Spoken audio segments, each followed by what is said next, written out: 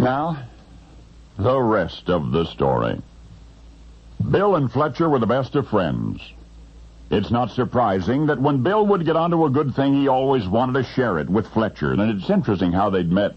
Fletcher had been a friend of Bill's wife's family, and it was Bill's wife who had first said, "There's this fellow with whom you would get along famously."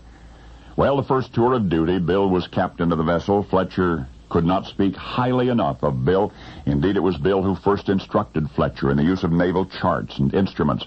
Fletcher recalled admiringly how involved Bill was in everything that he did, how dedicated, how passionate.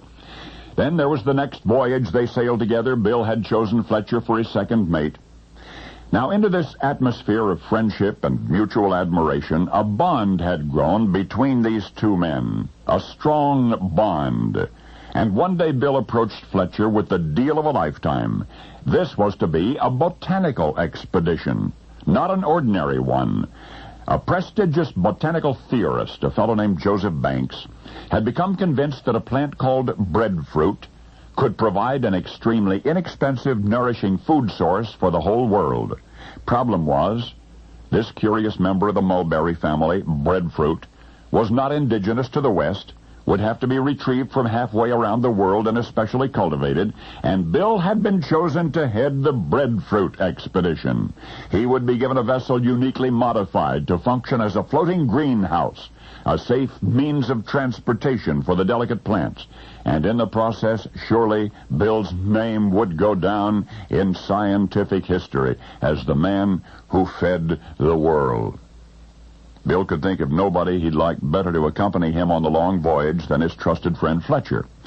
And Fletcher listened eagerly and accepted Bill's offer immediately, for this was yet another opportunity to relive the brotherly experiences of their first tour of duty together, to eat together, to learn together, to live together in the exhilarating environment of the open sea.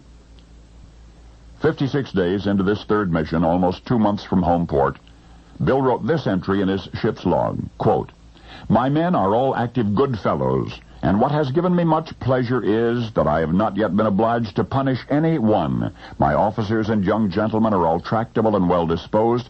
We now understand each other so well that we shall remain so the whole voyage." End quote. But that was before Fletcher's head was turned by a Tahitian girl. I said that was before Fletcher became infatuated with a Tahitian girl whom Bill had forced him to leave in Tahiti. And were it not for that girl, Fletcher refused to leave behind, the history books would be devoid of the rebellion you know as the Mutiny on the Bounty. For Fletcher was Fletcher Christian, Mr. Christian, remember? And Bill, of course, you'd recognize as Captain William Bligh, Captain Bligh. But the distortion of history is perhaps responsible unto the way the movies rewrote things. In the movies, Captain Bligh was a villain. You left him despised and adrift in an open boat on the open sea, a miserable man.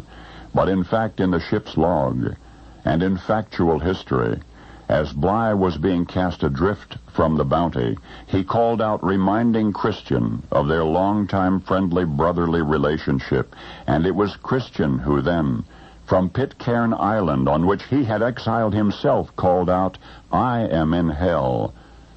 I am in hell." Now you know what he meant, because now you know the rest of the story.